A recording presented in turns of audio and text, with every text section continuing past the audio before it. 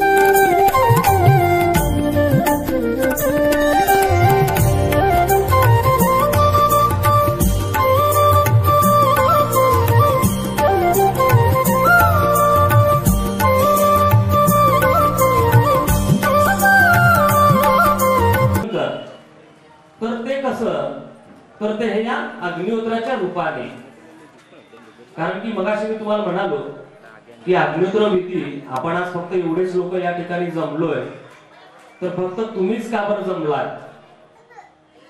आणि तुमच्याच हातातून का बरं हे अग्निहोत्र विधी झालाय ह्याची कुणी कल्पना करू शकताय का? कारण की त्या ईश्वराला कुणीच पाहिलेलं नाहीये, तो निर्गुण आहे, निराकार आहे. त्या ईश्वराला आज फक्त तुमच्या हातातूनच आहुती घ्यायची होती आणि हा पूर्णपणे श्रद्धेचा विषय. ज्यावेळेस आपण आता आहुती देत होतो की नाही, त्यावेळेस साक्षात दत्त भगवान या ठिकाणी उपस्थित होते आणि ते तुमच्या हातातून आज जेवण घेत होते. आपल्या घरात एखादं लहान बाळ असेल, त्याला भूक लागली किंवा त्याला काही पाहिजे असेल तर मग ते थोडंसं चिडचिड करतं, रडतं. मग त्याला भूक लागली तर मग त्याला थोडंसं खाऊ घालतो. ते घातल्यानंतर ते कसं एकदम शांत होतं, आनंदी होतं. मग आपण जे त्याला काम सांगू ते काम आपलं ऐकलं की नाही, तसं ईश्वराचं आहे. विचार करा, या ईश्वराला जर रोज तुम्ही तुमच्या हाताने खाऊ घालायला लागलात तर तो तुम्हाला किती कृपा आशीर्वाद देईल. मग आपल्या जीवनामध्ये पुरुषाचं बंधन नाही, वयाचं बंधन नाही. आपण आता पाहिलं असेल की लहान लहान पोरं देखील आपल्या एका अग्निहोत्राला बसले, पुरुष मंडळी बसले, महिला बसलेल्या आहेत. त्याला असं कुठलंच बंधन नाहीये. मग या अग्निहोत्रासाठी काय काय पाहिजे आपल्याला? पिरॅमिड आकाराचं तांब्याचं पात्र. आपण आता प्रात्यक्षिक करतो म्हणून मातीचं पात्र वापरलंय, पण आपण रोज घरी करत असताना आपल्याला पिरॅमिड आकाराचं तांब्याचं पात्र पाहिजे. गोवंशांच्या गवऱ्या, गाईचं तूप म्हणजे अखंड न तुटलेले, त्याला अक्षता म्हणतात, असे तांदूळ, याची आपण सर्व अक्षताच्या पद्धतीने आपण आहुती देणार आहोत. मग आपण आता संध्याकाळी 6:15 वाजता बरोबर आपण या वेळेला आहुती दिली, तर ही जी वेळ आहे ती रोज बदलत असते. म्हणजे 1 मिनिट पुढं किंवा मागं जसं वातावरण आहे त्या पद्धतीने बदलत जात असते. बरोबर त्याच वेळेला आपल्याला आहुती द्यायची आहे. आपण आता जो मंत्र म्हणालो अग्ने स्वाहा म्हणजे काय, हे अग्नी हे माझं काहीच नाहीये. आता तुम्ही पाहिलं असाल की यातलं तुम्ही कुठली गोष्ट घरून आणलेली आहे, स्वतः तयार केलेली आहे? अग्निहोत्राचं पात्र हे वेदाने दिलेलं आहे.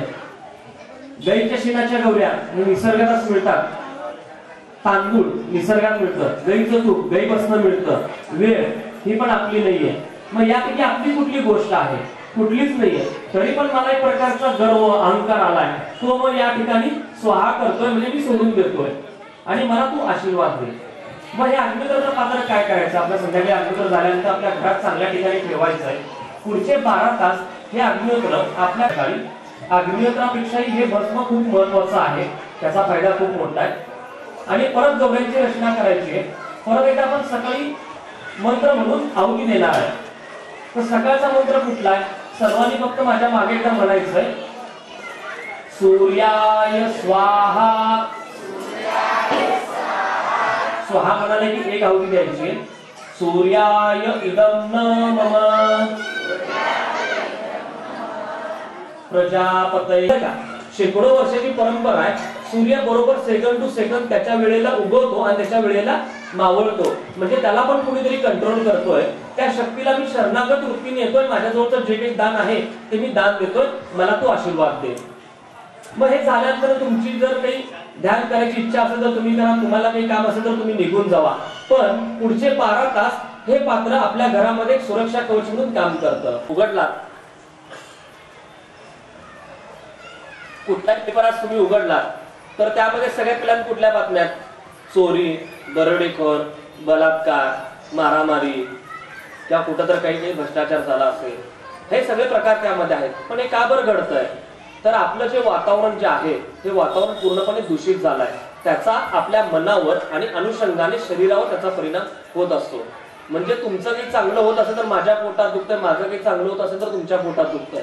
पण आपण हा विचार कधीच केला नाही की तुम्ही एक चांगलं काम करतो तर मी 2 चांगले काम करेल. हा विचार आपण कधीच केला नाही. मग हे का बरं घडतंय? तर हा जो वातावरण आहे हा दूषित झाल्यामुळं आपल्या मनावर परिणाम होतो आणि आपण तसं विचार करायला सुरुवात करतो. म्हणजे आपल्या मनामध्ये द्वेषपूर्ण भावना निर्माण होते. तुमचं वाईट कसं होईल ह्याचाच मी जास्त विचार करतो, चांगलं व्हायचा विचार मी कधीच पाहत नाही. हे आपण जे आता पाणी पितोय ते फिल्टर पाणी आहे, जे 20 रुपयाला मिळतं. ते फिल्टर आहे, ते मिनरल नाही.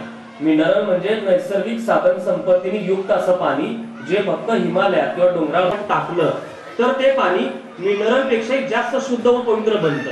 मग विचार करा, एवढं रोज जर शुद्ध आणि पवित्र पाणी जर मी प्यायला लागलो तर मला काही होईल का? काहीच होणार नाही. आपल्या बऱ्याचशा महिला स्वयंपाक करताना आपल्याला घरामध्ये भाजलं जातं, पोळलं जातं, त्या ठिकाणी हे भस्म आणि गाईचं तूप टाकून जर लावलं तर त्याची दाहकता कमी होते.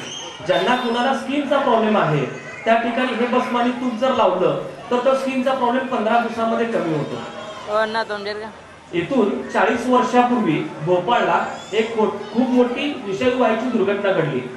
त्यामध्ये अनेक लोक मृत्युमुखी पडले, अनेक लोकांना अनुवंशिक आजार झाले. म्हणजे त्यांचे जे मुलं जन्माला आले ते कुठल्या ना कुठल्या एका व्यंगाने आले.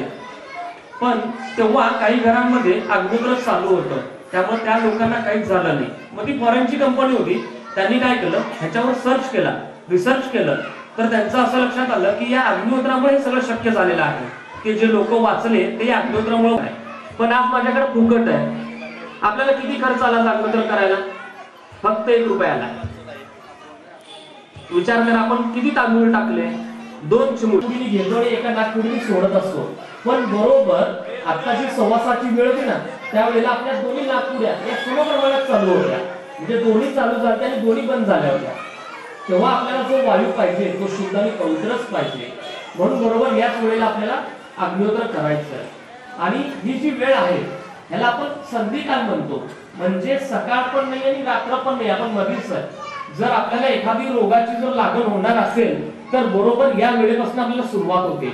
म्हणून आपल्याला स्वामींनी काय सांगितले की तू या वेळेमध्ये सगळ्यात शुद्ध, पवित्र आणि सुरक्षा कवच असणाऱ्या वातावरणामध्ये राहा, म्हणजे तुला पुढे काहीच होणार नाही.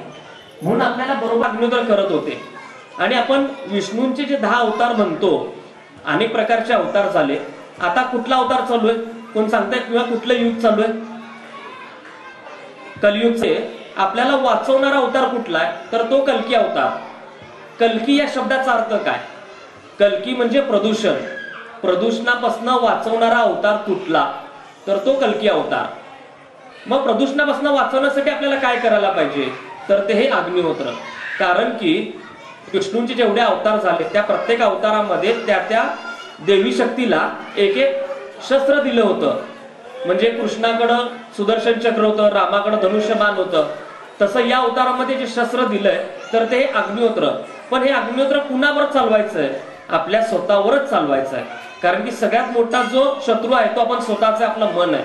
तर त्याच्यापासून आपल्याला चांगल्या गोष्टीपासून जो प्रवाह विरुद्ध दिशेला पाठवतोय त्या प्रदूषणावर मात करण्यासाठी आपल्याला अग्निहोत्र करायचं आहे.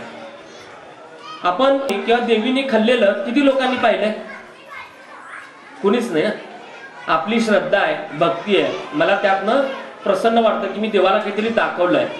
पण महाप्रसाद कुठं जातो? घरी आल्यावर परत मीच खातोय. पण आम्ही सांगू शकतोय की ईश्वराला खाताना आम्ही रोज बघतो. तर ते कसं? तर या अग्नीच्या रूपाने. कारण की ईश्वराला कुणीच पाहिलं नाहीये. ईश्वर हा निर्गुण आहे, निराकार आहे. ईश्वराचं अग्नी हे मूक आहे, म्हणजे तोंड आहे. तो फक्त अग्नीच्या रूपातनच खातो. खाताना पण किती खातो? फक्त 2 चिमूट. आपण 2 आहुती दिली की नाही तेवढंच खातो तो. पण कधी खातो? फक्त सकाळी आणि संध्याकाळी. इतर टायमिंगला तो आपल्यासारखं दुपारी 2-3 ला, रात्री 9-10 ला जेवत नाही. बरोबर सकाळी आणि संध्याकाळी सूर्योदय आणि सूर्यास्ताच्या अचूक वेळेलाच खातो.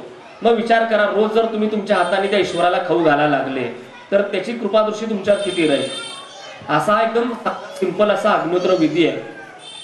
सगळ्यात महत्वाचं, या अग्निहोत्राने आपण कोणाचाही धर्म बदलत नाही. आणि स्वामी त्यांच्या शिष्यांना कधीही शिक्षा करत नव्हते. त्यामुळे हे अग्निहोत्र जर चुकलं तर कुठलाही पाप दोष नाहीये. फक्त आज संध्याकाळी जमलं नाही, उद्या सकाळी करा. सकाळी नाही जमलं, संध्याकाळी करा. पण आता मला अग्निहोत्राचा टायमिंग झालाय आणि मी पिक्चर पाहतोय, गप्पा करतोय किंवा टाइमपास करतोय तर ते चुकीचं आहे. कारण की या अग्निहोत्राचा सगळ्यात जास्त फायदा हा जो अग्निहोत्र करतो त्याच्या स्वतःलाच आहे. पण हे अग्निहोत्र कुणी करायचंय? तर रोज मीच करायला पाहिजे का? असंही नाहीये. आज सकाळी मी आहुती दिली तर संध्याकाळी माझी मिसेस देईल, परवा दिवशी माझी आई देईल.